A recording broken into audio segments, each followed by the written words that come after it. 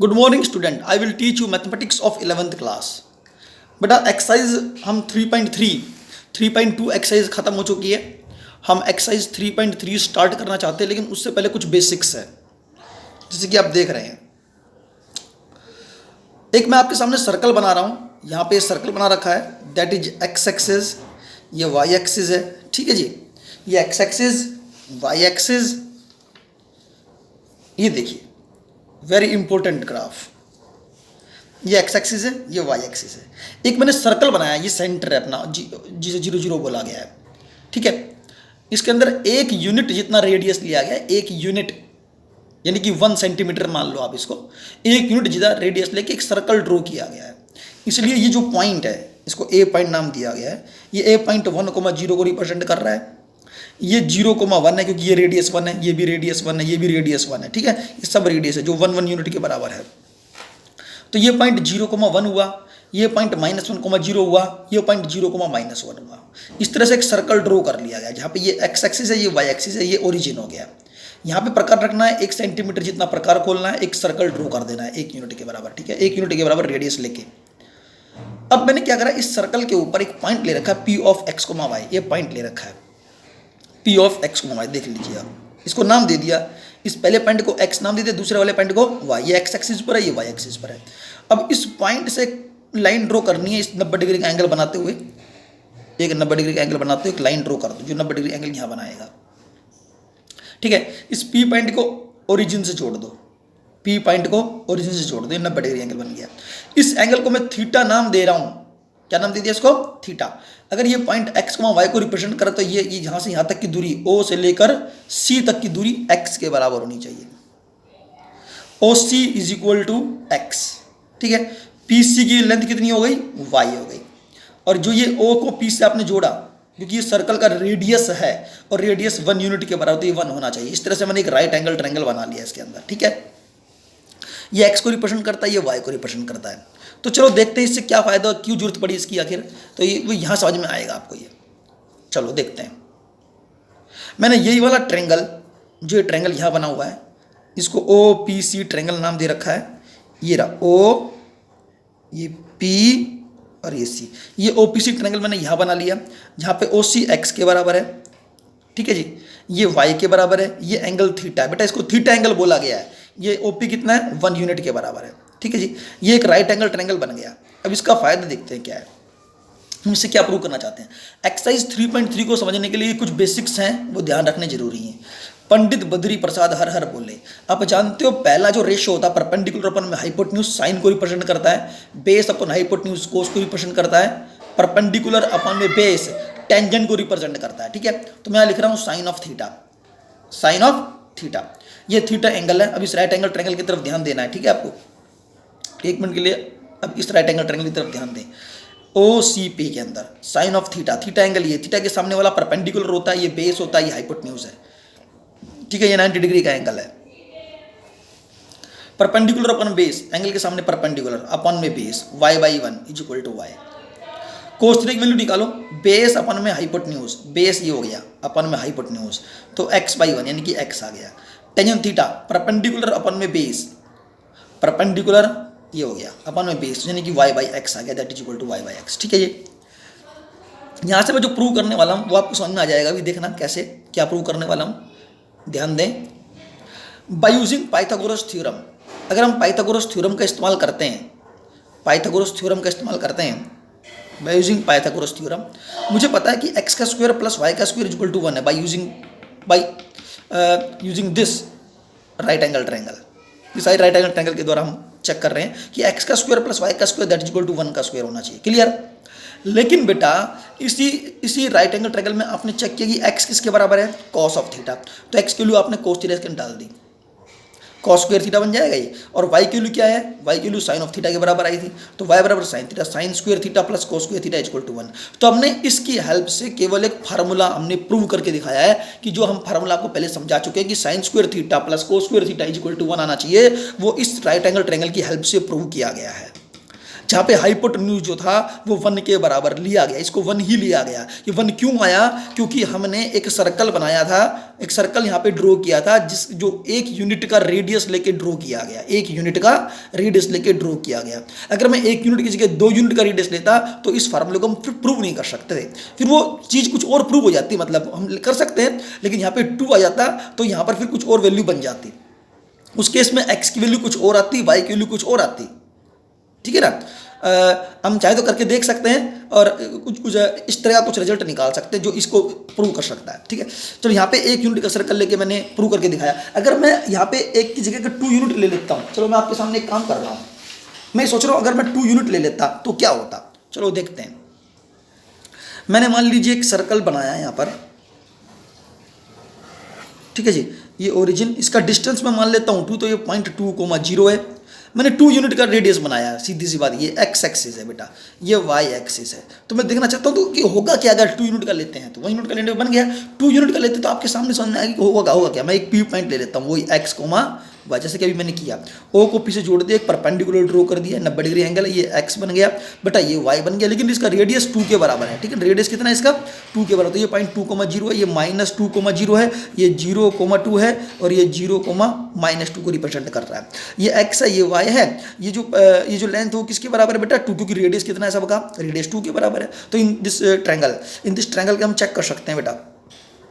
ये मैंने लिया, ये 2 के बराबर है, ये x के बराबर है, ये y के बराबर, ये 90 डिग्री का एंगल हो गया, ठीक है जी। तब ये 90 डिग्री हो गया, ये एंगल थीटा मान लेता हूँ, मैंने ये एंगल थीटा मान लिया। क्लियर? अच्छा जी।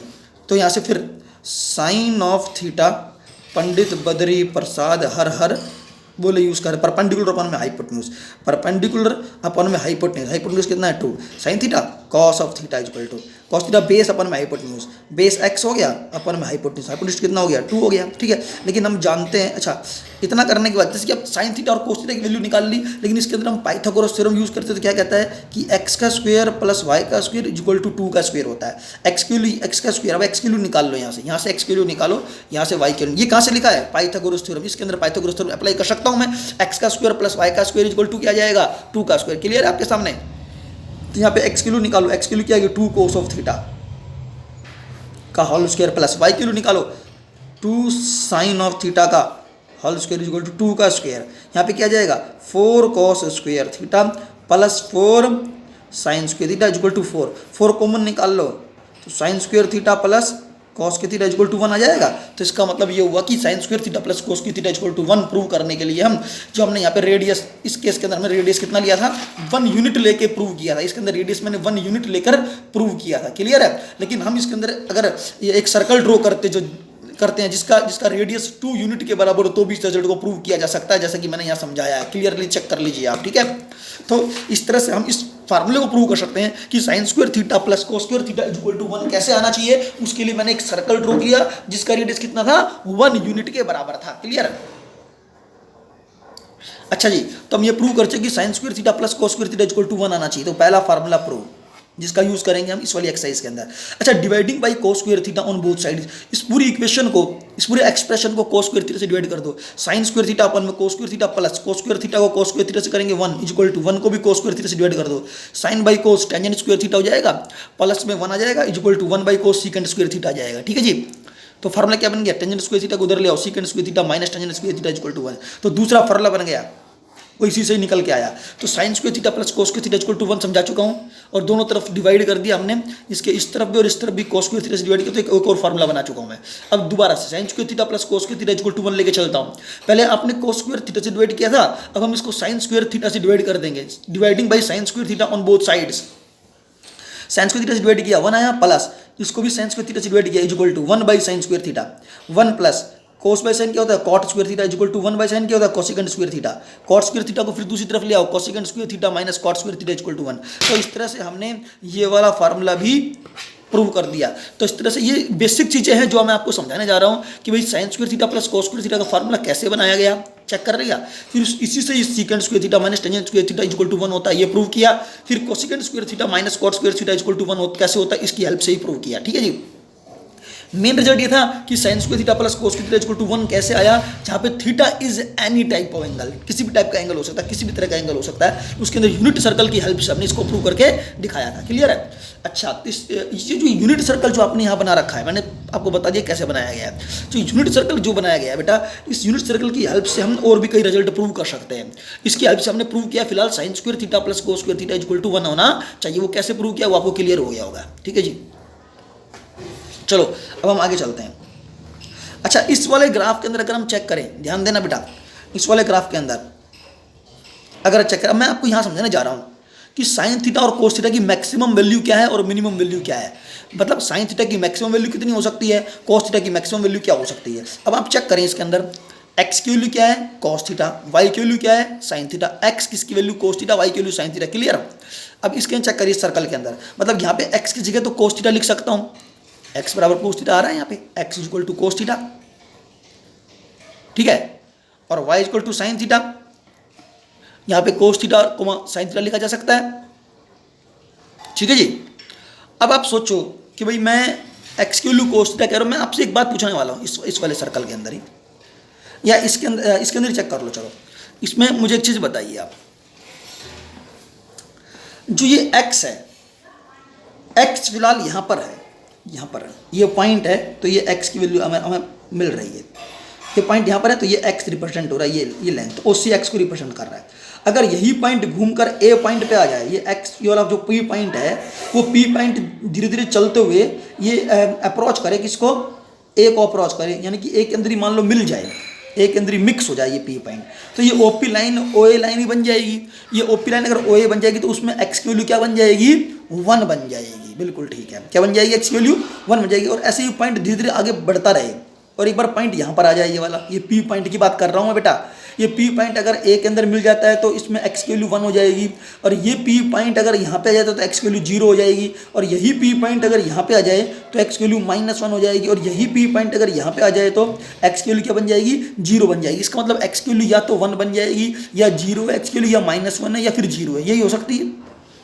तो इसलिए मैं आपसे कह रहा हूँ कि एक्स की वैल्यू या तो 1 है, यहाँ चेक करो, या तो एक्स की वैल्यू कितनी है, एक्स के लिए यहाँ पे चेक करो, या तो 1 है, या 0 या -1 है, या फिर 0 है। ये रिजल्ट हमारे पास आता है। मैं चेक करता हूँ दोबारा से, इसमें चेक करो एक्स की वैल्यू क्या क्या है बेटा, यहाँ चेक करना, एक्स की वैल्यू यहाँ पे कितनी है, 1, पहले 1 आई, लेकिन ये घूमते हुए इधर जाता है तो एक्स की वैल्यू क्या बन जाती है, 0 बन जाती है।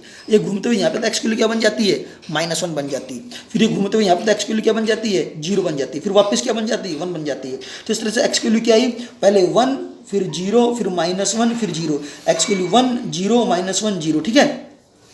लेकिन एक बात बता देता हूँ, जब एक्स की वैल्यू यहाँ पर 1 आई थी, यहाँ पर जो एक्स की वैल्यू 1 आई, ठीक है जी, एक्स के लिए क्या आई थी, 1, लेकिन 1 जब एक्स यहाँ मूव करता, जब ये पॉइंट इस तरह से मूव करेगा, इधर से इधर जाएगा, मान लीजिए पहले पॉइंट यहाँ पे आया तो एक्स की वैल्यू 1 आ गई, लेकिन ये पॉइंट मूव करते हुए वापस इसमें चला जाता है, तो यहाँ पर जो वैल्यू चेंज होती है एक्स के लिए, वो 0 से 1 के बीच में होगी, यानी कि एक्स की वैल्यू 1 और यहाँ पे एक्स की वैल्यू 0। तो जब ये बीच में जो वैल्यू है एक्स की, वो क्या होगी, 0 और 1 के बीच में लाई करेगी।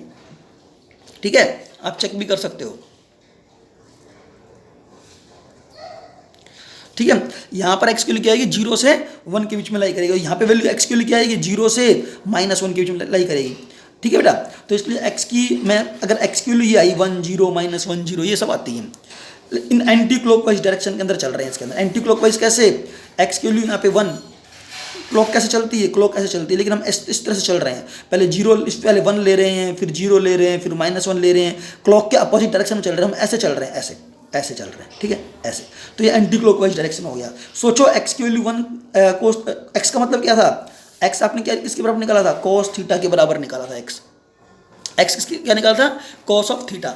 एक्स खुद कोस थीटा था, लेकिन एक्स की वैल्यू क्या क्या बता दिया आपने, 1 0 -1 0। इसका मतलब कोस, एक्स की जगह कोस थीटा पुट कर दो तो कोस थीटा की वैल्यू क्या आ गई, 1 आएगी, 0 आएगी, -1 आएगी, फिर 0 आएगी। ठीक है? तो एक्स कोस थीटा की मैक्सिमम वैल्यू कितनी आई है, मैक्सिमम वैल्यू 1, और मिनिमम वैल्यू कितनी आई है, -1। ठीक है जी? एक्स कोस थीटा की मैक्सिमम वैल्यू 1, इसलिए maximum value of cos theta equal to 1 है, और मिनिमम वैल्यू कितनी है, minimum value of cos theta equal to -1 है। तो इसलिए बेटा कोस थीटा की वैल्यू -1 से 1 के बीच में लाई करनी चाहिए। ये कोस थीटा की रेंज कहलाती है, जो हमने इस यूनिट सर्कल की हेल्प से आपको बताया है कि कोस थीटा की मैक्सिमम वैल्यू क्या हो सकती है और मिनिमम क्या हो सकती है। तो मैक्सिमम 1 हो सकती है और मिनिमम -1 हो सकती है, ठीक है, यानी कि 1 और -1 के बीच में भी कोई भी वैल्यू हो सकती है। चलिए अब इसी तरह से अगर मैं y के बारे में बात करूं बेटा, चेक करो y के बारे में, ठीक है। अगर हम y के बारे में चेक करते हैं, इसमें चेक कर लो बेटा y की वैल्यू क्या है यहाँ पर, y मतलब ये y की वैल्यू, इस y की वैल्यू के बारे में बात कर रहा हूँ। ये जो y की वैल्यू है इस ग्राफ के अंदर, जो ये y है, यूनिट सर्कल जो है इसके अंदर जो y नजर आ रहा है आपको, ठीक है।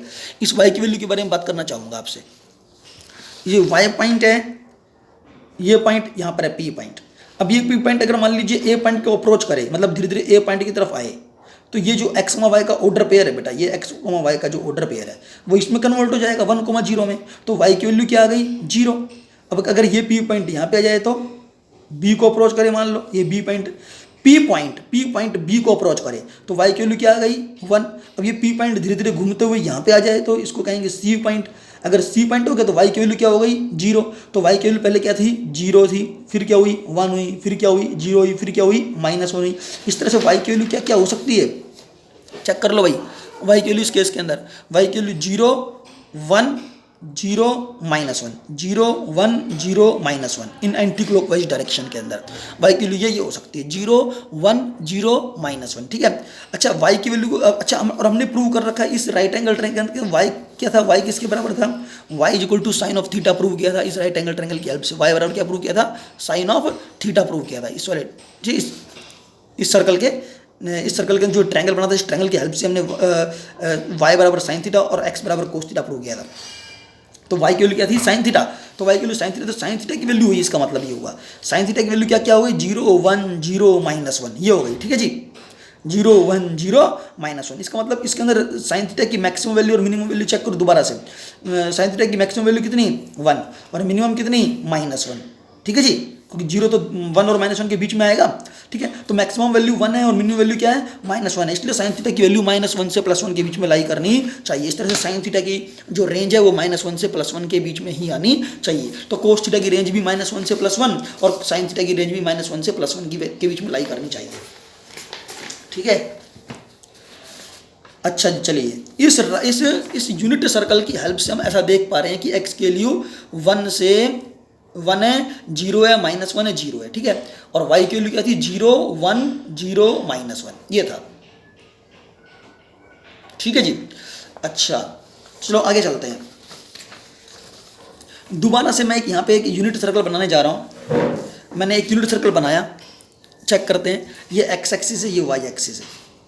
यहाँ पे ये सर्कल जो बना रखा है ये 1 यूनिट लेके बनाया है। कितने यूनिट लेके बनाया है ये बेटा, 1 यूनिट, मतलब 1 सेंटीमीटर रेडियस मान लो इसे, जिसमें 1 यूनिट बोल रहा हूँ। एक सेंटर ओरिजिन को सेंटर मान के 1 यूनिट जितना रेडियस लेके एक सर्कल ड्रॉ कर दिया आपने, ठीक है। तो यहाँ पर एक P पॉइंट लिया जिसको नाम दिया x, y, P पॉइंट नाम दे दो इसको, P ऑफ x, y एक पॉइंट लिया है। इससे एक परपेंडिकुलर ड्रॉ करना है P पॉइंट से, किस पर, x एक्सिस पर। ये 90 डिग्री एंगल बन गया, ठीक है। अच्छा अगर ये परपेंडिकुलर ड्रॉ कर दिया, ये x का पॉइंट क्या होता है बेटा, x एक्सिस पे होता है, तो 0 से लेकर ये लेंथ x होनी चाहिए, इसको OA कह दो, ठीक है। और y का है ये पॉइंट डिस्टेंस y, क्योंकि y पॉइंट क्या है, y एक्सिस पर है, ये लेंथ y के बराबर होगी, ठीक है बेटा, ये लेंथ तो y के बराबर होगी, ये इसके पैरेलल है, तो इसलिए ये लेंथ भी y होनी चाहिए। ये x है, ये y, इसको थीटा का नाम दे दिया। रेडियस कितना है, 1 यूनिट के बराबर है। अच्छा जी, क्योंकि इसका रेडियस 1 है तो ये पॉइंट क्या होना चाहिए, 1, 0, ये पॉइंट क्या होना चाहिए, 0, 1, ठीक है। अच्छा ये वाला पॉइंट क्या होना चाहिए, -1, 0, ये पॉइंट 0, -1। इस तरह से हमने सभी पॉइंट निकाल लिए, ठीक है जी। हाँ बेटा चलो देखते हैं, ये सर्कल बना लिया था, ये पॉइंट x, y था, ये x हो गया, ये y हो गया, रेडियस कितना था, 1 था। तो इसमें राइट एंगल ट्रायंगल बना रखा है मैंने एक तरह से। क्या बना रखा है, राइट एंगल ट्रायंगल। ये थीटा एंगल ले लिया, जैसे कि ये x ले लिया, ये y ले लिया, ये 1 ले लिया। सोचो यहाँ पे x और y की वैल्यू क्या आई थी, कोस थीटा किसके बराबर है, कोस ऑफ थीटा। पंडित बद्री प्रसाद हर हर बोले, पंडित बद्री प्रसाद हर हर बोले, उसके परपेंडिकुलर अपन में हाइपोटेन्यूज, थीटा के सामने परपेंडिकुलर। अपन में हाइपोटेन्यूज y/1, तो साइन थीटा जाएगा, साइन थीटा की वैल्यू y/1 आ गई। ठीक है, समझ गए? साइन थीटा की वैल्यू y कैसे आई थी वो पहले ही बता रखा है। कोस थीटा की वैल्यू क्या आएगी? कोस थीटा बेस अपन में हाइपोटेन्यूज, बेस क्या है x, बेस अपन में हाइपोटेन्यूज x/1, बेस अपन में हाइपोटेन्यूज बेस x/1, तो कोस थीटा की वैल्यू x के बराबर आ गई। इस तरह से कोस थीटा और साइन थीटा आ गया। अच्छा ये x और y की वैल्यू बेटा, अच्छा ये x और y की वैल्यू तो इसको चेक करो बेटा, ये अब इसका चेक करना, ये x, y, ये आपके साथ नजर आ रहा p of x, y, x की वैल्यू कोस थीटा, y की वैल्यू साइन ऑफ थीटा। तो फर्स्ट क्वाड्रेंट में x और y कैसे होते हैं?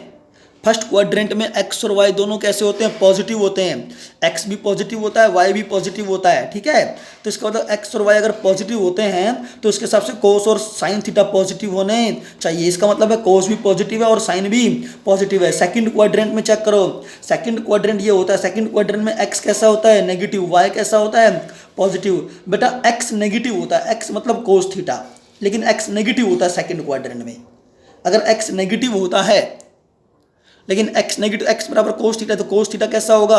नेगेटिव आएगा। कोस थीटा की वैल्यू कैसी रहेगी? नेगेटिव रहेगी in second quadrant. y positive होता है लेकिन y बराबर साइन थीटा है, तो y बराबर साइन थीटा, तो साइन थीटा कैसा हो गया? पॉजिटिव, क्योंकि y पॉजिटिव होता है। अच्छा थर्ड क्वाड्रेंट चेक करो, थर्ड क्वाड्रेंट के अंदर, थर्ड क्वाड्रेंट के अंदर ये थर्ड क्वाड्रेंट ये हो गया। थर्ड क्वाड्रेंट में दोनों नेगेटिव होते हैं, x भी नेगेटिव, y भी नेगेटिव। अगर x और y दोनों नेगेटिव होते हैं थर्ड क्वाड्रेंट में, लेकिन x कोस थीटा है, y क्या है? साइन थीटा है, तो इसका मतलब कोस थीटा और साइन थीटा दोनों नेगेटिव होने चाहिए थर्ड क्वाड्रेंट में। कोस थीटा और साइन थीटा दोनों ही कैसे होने चाहिए?